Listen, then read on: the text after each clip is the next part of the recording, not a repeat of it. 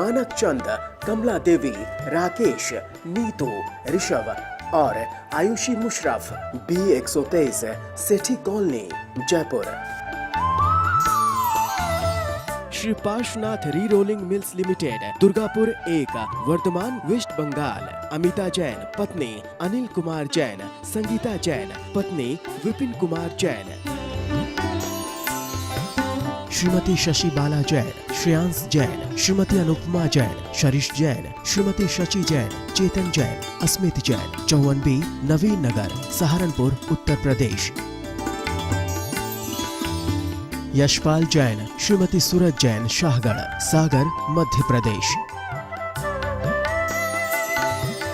श्रीमती कमला देवी पाटनी, धर्मपत्नी स्वर्गीय श्री मदन लाल जी पाटनी, सुपुत्र राजकुमार पाटनी, कैलाश चंद पाटनी, प्रकाश चंद पाटनी, प्रदीप कुमार पाटनी, अनिल कुमार पाटनी, इम्फाल, मणिपुर।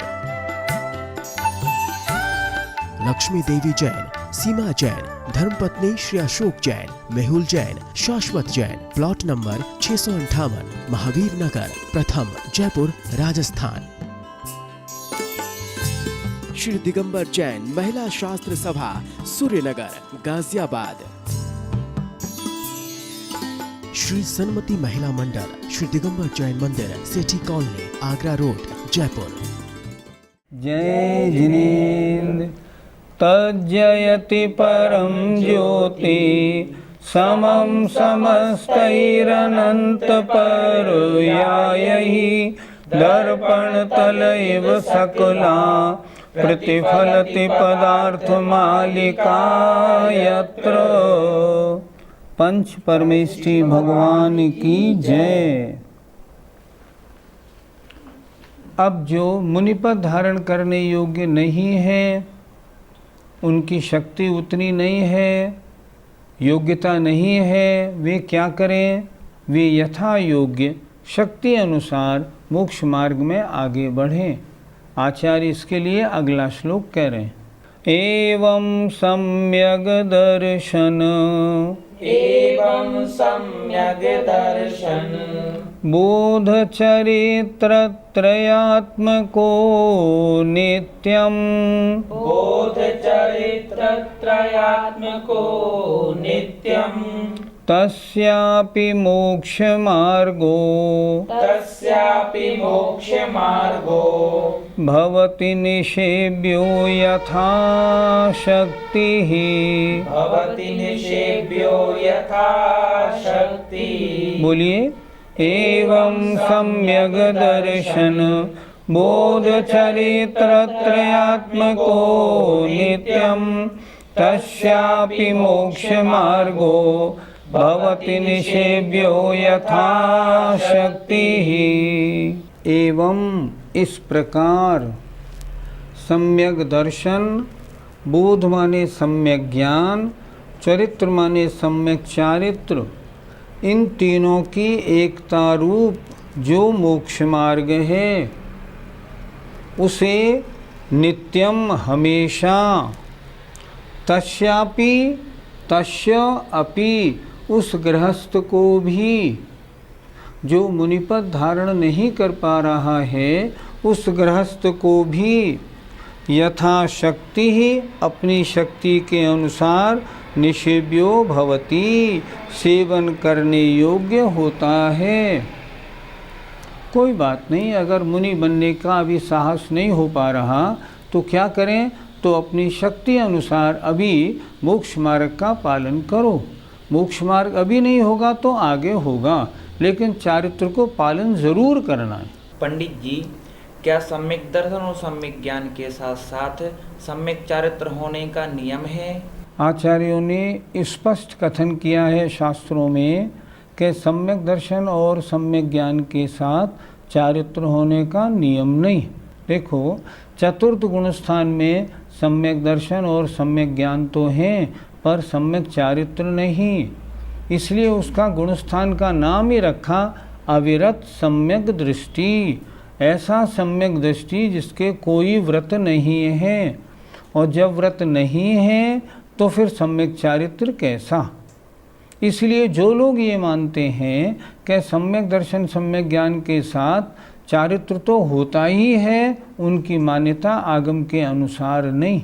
उनको उत्तर पुराण आदि ग्रंथों का स्वाध्याय करके इस संबंध में आचार्यों के निर्देश देख लेने चाहिए। पंडित जी, शक्ति अनुसार पालन करने से क्या तात्पर्य है? अपने गृहस्थ जीवन की परिस्थिति के अनुसार, जैसी अपनी मनोभावना है तदनुसार, या अपनी शारीरिक परिस्थितियों के अनुसार जितनी प्रतिमा आदि ले सके उतनी प्रतिमा ले। इतना ज़रूर है जितनी ले ले, फिर उसका जीवन पर्यंत पालन करना है और बिल्कुल दोष ना लगाए। अच्छी बात तो यह है एक बार को प्राण भी चले जाएं पर व्रत भंग ना हो। कितने व्रत ले, कौन सी प्रतिमा ले, कौन सा आचरण ले, जितना सेवन करना उसके शारीरिक या अन्य परिस्थितियों के अनुसार मान्य हो उतना ले, पर पालन जरूर करे, ये आचार्य का कथन है। क्या देव लोग इस त्याग रूप धर्म का पालन कर सकते हैं? देवों में आचार्यों ने लिखा है 4 ही गुणस्थान होते हैं। मतलब पहले 1 2 3 4 गुणस्थान। एक देश त्याग रूप प्रवृत्ति पंचम गुणस्थान से प्रारंभ होती है। देवों में 5वां गुणस्थान नहीं होता, इसलिए देव लोग इस त्याग रूप धर्म का पालन नहीं कर सकते। वो चाहें मुझे भोजन नहीं लेना, पर नहीं, समयानुसार भोजन लेना ही पड़ेगा। वो चाहें इतनी देवियाँ रखूं, इतनी हटा दूं, नहीं हटा पाएंगे, ये वहाँ का नियम नहीं। हाँ, त्रियंशों में ये एक देश त्याग रूप धर्म का पालन हो सकता है। त्रियंशों के बारे में शास्त्रों में बहुत वर्णन पढ़ने को मिलते हैं। जैसे भगवान महावीर का पूर्व जन्म का जो सिंह था, उसने एक देश व्रतों को धारण किया था। जो हाथी का जीव था भगवान पार्श्वनाथ के पूर्व भव का, उसने भी किया था। तो वहाँ तो मिल जाएंगे, लेकिन देवों में एक देश त्याग रूप धर्म नहीं होता। वे तो 4 ही गुणस्थान वाले होते हैं, जबकि त्रियंशों में 5 गुणस्थानों का उल्लेख शास्त्रों में मिलता है। पंडित जी, क्या वर्तमान के सभी मुनियों को मोक्ष मार्गी माना जाए? आज हमें अपने भोपाल शिविर की याद आ गई। भोपाल शिविर जब लगाया था तो रात्रि में शंका समाधान होता था। सब लोग अपनी स्लिप भेजते थे, हम उनके उत्तर उन्हें बताते थे। एक दिन एक स्लिप हमारे पास आई और उसमें लिखा था, क्या वर्तमान के सभी मुनियों को आप पूज्य मानते हैं? हमने समझा, हमने कहा शायद जो लोग मुनियों को नहीं मानते ये उनका प्रश्न होगा। हमने उनको बहुत स्पष्ट उत्तर दिया, आप सब भी ध्यान से सुने इस प्रश्न का उत्तर।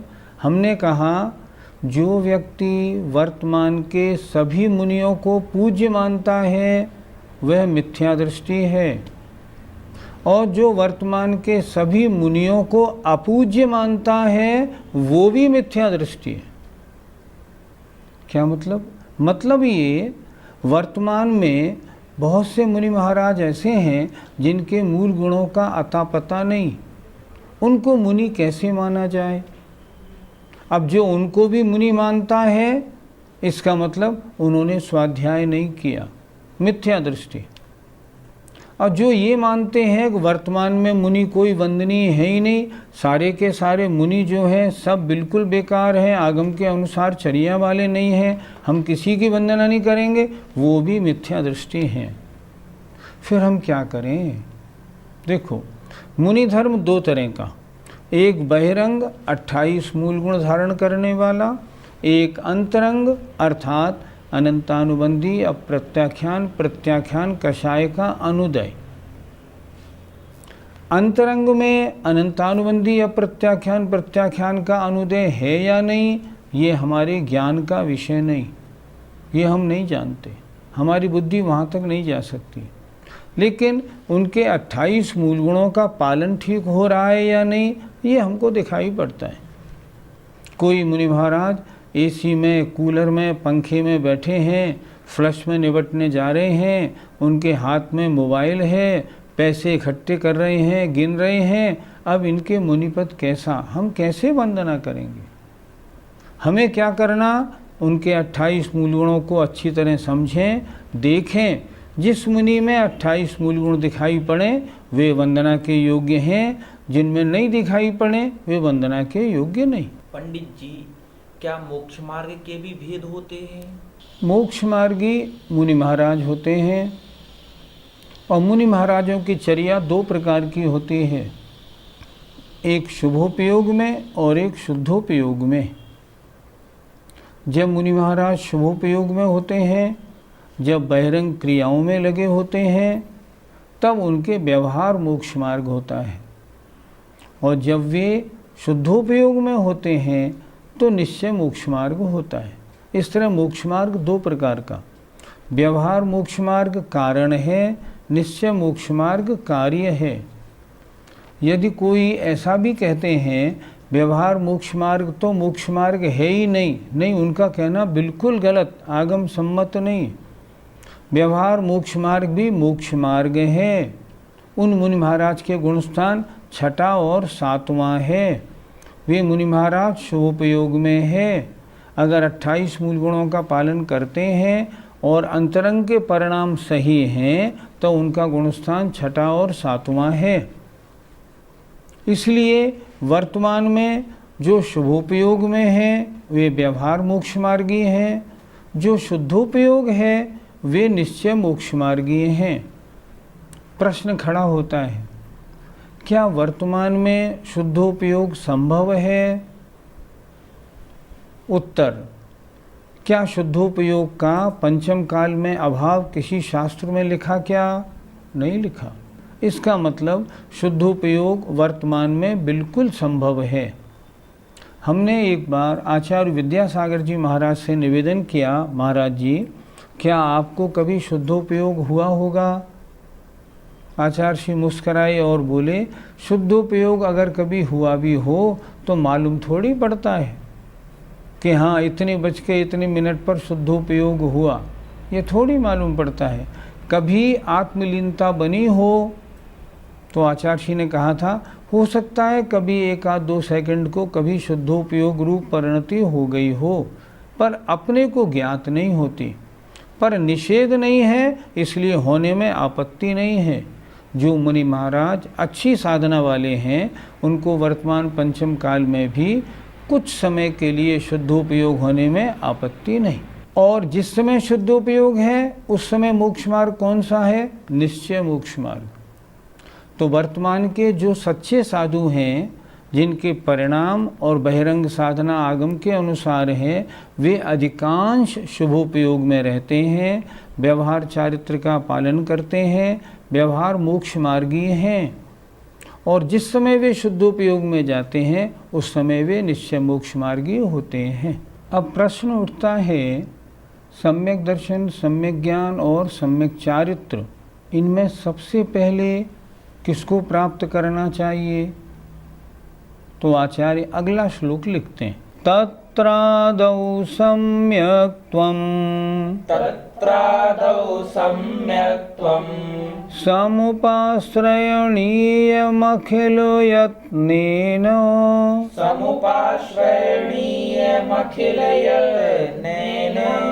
तस्मिन् सत्येव यतो भवति ज्ञानं चरित्रं च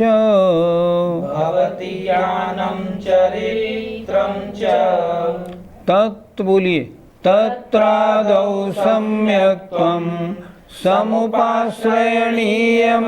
यत्नेन तस्मिन् सत्येव यतो भवति ज्ञानं चरित्रं च। तत्र वहाँ, आदौ माने सबसे पहले, सम्यक्त्वम सम्यक दर्शन की, समुपाश्रयणीय अंगीकार करना चाहिए, अखिल यत्नेन समस्त उपायों से। अर्थात सबसे पहले सम्यक दर्शन को समस्त उपायों से अंगीकार करना चाहिए। ऐसा क्यों? उसके होने से लाभ क्या होगा? कह रहे हैं, तस्मिन् सति एव यतो, तस्मिन् उसके, सती एव होते हुए ही, यतो मन क्योंकि सम्यक दर्शन के होते हुए ही ज्ञान और चरित्र होते हैं। सम्यक ज्ञान और सम्यक चरित्र कब सम्यक ज्ञान चरित्र कहलाएंगे? जब पहले सम्यक दर्शन होगा। जब तक सम्यक दर्शन नहीं है तब तक ज्ञान और चरित्र जो है मिथ्या ज्ञान और मिथ्या चारित्र हैं। सम्यक दर्शन होने पर वे मिथ्या ज्ञान और मिथ्या चारित्र सम्यक ज्ञान और सम्यक चारित्र हो जाते हैं। तो क्या करना? सबसे पहले सम्यक दर्शन प्राप्त करें, जिससे ज्ञान और चारित्र भी सम्यक ज्ञान और सम्यक चारित्र हो जाएं। देखें, तत्र वहाँ सबसे पहले सम्यक दर्शन को अखिल यत्नेन समस्त उपायों से समुपाश्रयणीय उपासना करनी चाहिए, अंगीकार करना चाहिए, उसको प्राप्त करना चाहिए। क्योंकि तयतो माने क्योंकि, तस्मिन माने उसके, सती एव होने पर ही, होते हुए ही ज्ञान और चरित्र ये होते हैं। अन्यथा वे ज्ञान और चरित्र मिथ्या ज्ञान मिथ्या चारित्र कहलाते हैं। पंडित जी, पहले ज्ञान होता है या फिर सम्यक दर्शन? सम्यक दृष्टि बनने के लिए पहले ज्ञान तो चाहिए ही चाहिए।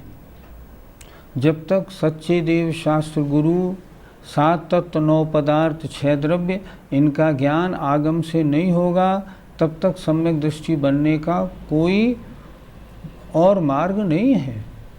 इसलिए क्या होगा? पहले होता है ज्ञान। गुरु का उपदेश सुना, शास्त्रों का स्वाध्याय किया, उससे क्या हुआ? पहले ज्ञान हुआ। अब ज्ञान ये आगम के अनुसार जो ज्ञान है सर्वज्ञ देव का कहा हुआ है, अतः श्रद्धा के योग्य है। मैं इसको सत्य मानकर श्रद्धापूर्वक स्वीकार करता हूँ। जब स्वीकार किया तब सम्यक दर्शन हुआ और पहले जो ज्ञान था ना उसके आगे टाइटल लगा सम्यक ज्ञान। जब तक सम्यक दर्शन नहीं है तब तक सम्यक होने से पूर्व जो ज्ञान है, शास्त्रीय ज्ञान है, वो भी सम्यक ज्ञान की संज्ञा को प्राप्त नहीं होगा। इसलिए पहले ज्ञान होगा, फिर सम्यक दर्शन होगा और सम्यक दर्शन होते ही वो ज्ञान सम्यक ज्ञान हो जाएगा। पंडित जी, सम्यक दर्शन की प्राप्ति के लिए हमें क्या करना चाहिए? सबसे पहले गुरु उपदेश या शास्त्र का स्वाध्याय करें। उससे ये जाने कि सच्चे देव शास्त्र गुरु कौन से हैं और मिथ्या देव शास्त्र गुरु कौन से हैं। इनको जानने के बाद पहले तो जो खोटे देव शास्त्र गुरु हैं, जो सच्चे देव शास्त्र गुरु नहीं हैं, उनको छोड़ दे। पहला काम तो ये करे। और जब श्रद्धा बन जाए कि ये भगवान सच्चे देव हैं, ये शास्त्र सच्चे शास्त्र हैं और ये गुरु सच्चे गुरु हैं, जब ये श्रद्धा बन जाए तब फिर उन शास्त्रों का स्वाध्याय करें और स्वाध्याय करके 7 तत्व 9 पदार्थ 6 द्रव्य इनको अच्छी तरह से पढ़ के और फिर स्वीकार करे। दूसरा हुआ 7 तत्व 9 पदार्थ का ज्ञान हो। तो जब सच्चे देव शास्त्र गुरु का श्रद्धान और 7 तत्व 9 पदार्थों का श्रद्धान सच्चा हो जाता है तो सम्यक दर्शन प्राप्त हो जाता है।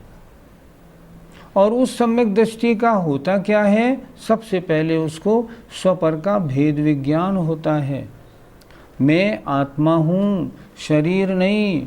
जो घर गृहस्थी सामग्री है मेरी कुछ नहीं, मेरा तो मात्र मैं ही हूँ। ऐसा वो सम्यक दृष्टि बन जाता है, अर्थात भेद विज्ञानी हो जाता है। और अब वह शरीर को अपना नहीं मान के मैं आत्मा हूँ ऐसी मान्यता बन जाने से उसके आत्मरुचि प्रकट हो जाती है और ऐसा होने पर सम्यक दर्शन हो जाता है। एक बात पढ़ने को मिली, दर्शन पाहुड़ की जो टीका पंडित जयचंद जी ने लिखी है उसमें उन्होंने एक प्रश्न उठाया है, मुझे या सामने वाले व्यक्ति को सम्यक दर्शन है या नहीं, ये कैसे मालूम करें, कैसे मालूम पड़े? उन्होंने वहाँ लिखा है 4 गुणों को अपने में या सामने वाले में देख ले। पहला गुण प्रशम, कषायों की मंदता है या नहीं। फिर संवेग, संसार से भय है या नहीं, संसार में उलझा हुआ तो नहीं है मेरा मन या सामने वाला। तीसरा अनुकंपा, जीव मात्र पर दया है या नहीं। और चौथा सच्चे देव शास्त्र गुरु और 7 तत्व 9 पदार्थ पर सच्चा श्रद्धान है कि नहीं। सम्यक दर्शन की प्राप्ति में वर्तमान में सबसे कठिन क्या है? सबसे कठिन है जो सच्चे देव शास्त्र गुरु नहीं है, मिथ्या देव शास्त्र गुरु हैं, उनकी श्रद्धा का छोड़ना सबसे कठिन। हम जगह जगह शिविर लगाते हैं और शिविर लगाने में हमने देखा मिथ्यात्व तो समाज में भरा पड़ा है। घर घर में देवी देवता क्या बताएं भरे पड़े। मैं तो बहुत जगह शिविर लगाता हूँ, वहाँ मैं देखता हूँ ओहो, इन्हें यही नहीं मालूम किसकी पूजा करें। और जब उनसे कहते हैं ना इनको छोड़ दो, तो वो क्या कहते हैं, हमारे पिताजी के पिताजी भी ये पूछते थे, फलाने मुनि महाराज आ गए थे वो विराजमान करा गए हैं, फलानी माताजी आई थी वो विराजमान करा गई, पहले हम नहीं पूछते थे। अब आप बताओ उनसे कैसे छुड़वाएं उन देवी देवताओं को। आज की तारीख में सबसे कठिन है जो सच्चे देव शास्त्र गुरु नहीं हैं, मिथ्या देव शास्त्र गुरु हैं, उनकी पूजा को छोड़ना बहुत कठिन है। मैं तो देखता हूँ हमारी शिष्य परंपरा में जो लोग जिनकी मान्यता पहले से गड़बड़ है, उनको बहुत समझाओ तो 100 में से कोई 2-4 छोड़ पाते हैं जो बड़ी हिम्मत वाले होते हैं, बाकी तो डरते डरते छोड़ते ही नहीं हैं। और जब उसको नहीं छोड़ेंगे तो सम्यक तो प्राप्ति दूर दूर तक हो ही नहीं सकती। पंडित जी, सम्यक दर्शन के बिना ज्ञान और चारित्र क्यों नहीं होते? ज्ञान और चारित्र हो तो जाते हैं, लेकिन उन पर सम्यक टाइटल नहीं लगता। ज्ञान हाँ ज्ञानी हो सकते हैं, चारित्र का पालन भी हो सकता है, लेकिन सम्यक ज्ञान और सम्यक चारित्र जब ही कहलाएंगे वो ज्ञान और चारित्र जब सम्यक दर्शन होगा। जब श्रद्धा ही सही नहीं है, जब श्रद्धा ही गलत है, तब ज्ञान और चारित्र सही हो कैसे सकते हैं। इसलिए पहले श्रद्धा ठीक करें, और जब श्रद्धा सही है तो ज्ञान थोड़ा हो या बहुत हो, चारित्र कम हो या ज़्यादा हो, वह सम्यक ज्ञान और सम्यक चारित्र नाम पाएगा। इसलिए ज्ञान और चारित्र का होना तो हो सकता है, लेकिन सम्यक ज्ञान और सम्यक चारित्र का जो टाइटल है वो जब ही मिलता है जब पहले वो जीव सम्यक दृष्टि बन जाए। इसलिए सबसे प्रमुखता आती है सम्यक दर्शन की। और आचार्य कहते हैं मोक्ष महल की प्रथम सीढ़ी, याविन ज्ञान चरित्रा सम्यकता न लहे, सो दर्शन धारो भव्य पवित्रा। हे भगवान, हे जीव, ये सम्यक दर्शन मोक्ष महल की पहली सीढ़ी है। इसके बिना ज्ञान और चारित्र सच्चे नहीं कहलाते। इसलिए हर संभव प्रयत्न करके सम्यक्त को प्राप्त करने का प्रयत्न हम सबको करना चाहिए। सभी दर्शकों से निवेदन है, मैं बार बार यही कहता हूँ, जो आज भी अन्य देव शास्त्र गुरु की पूजा करते हैं आज से ही छोड़ दें। और एक बात बता दूं, जो जैन धर्म के देवी देवता हैं वे भी पूजनीय नहीं। शास्त्रों में कहीं नहीं लिखा, हमारे तो 9 देवता पूजनीय हैं, 10वां कोई पूजनीय है ही नहीं। कुछ लोग क्या कहते हैं, ये तो देवी देवता जैनियों के हैं, ये तो सम्यक दृष्टि है, इनकी पूजा कर लें क्या। मैं कहता हूँ आचार्यों ने तो ये लिखा कि सबसे बड़े देवता सर्वार्थ सिद्धि के देव वे भी पूजनीय नहीं। लौकांतिक देव, अरे वो भी पूजनीय नहीं। अच्छा, सौधर्म इंद्र की पूजा कर लें, वो भी पूजनीय नहीं।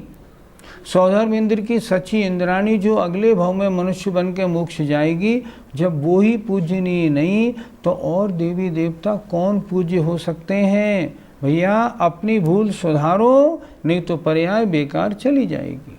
जय जिनेंद्र। मानक चंद, कमला देवी, राकेश, नीतू, ऋषभ और Ayushi Musharraf, B123 Sethi colony, Jaipur. Shri Parshwanath re rolling mills limited, Durgapur 1, Vardhaman, West Bengal. Amita Jain, पत्नी अनिल कुमार जैन, संगीता जैन, पत्नी विपिन कुमार जैन। श्रीमती शशि बाला जैन, श्रेयांश जैन, श्रीमती अनुपमा जैन, शरीश जैन, श्रीमती शशि जैन, चेतन जैन, अस्मित जैन, 54B, नवीन नगर, सहारनपुर, उत्तर प्रदेश। यशपाल जैन, श्रीमती सूरज जैन, शाहगढ़, सागर, मध्य प्रदेश। श्रीमती कमला देवी पाटने, धर्मपत्नी स्वर्गीय श्री मदन लाल जी पाटने, सुपुत्र राजकुमार पाटने, कैलाश चंद पाटने, प्रकाश चंद पाटने, प्रदीप कुमार पाटने, अनिल कुमार पाटने, इम्फाल, मणिपुर। लक्ष्मी देवी जैन, सीमा जैन, धर्मपत्नी श्री अशोक जैन, मेहुल जैन, शाश्वत जैन, प्लॉट नंबर 658, महावीर नगर, प्रथम, जयपुर, राजस्थान। श्री दिगंबर जैन, महिला शास्त्र सभा, सूर्यनगर, गाजियाबाद। श्री सन्मति महिला मंडल, श्री दिगंबर जैन मंदिर, सेठी कॉलोनी, आगरा रोड, जयपुर।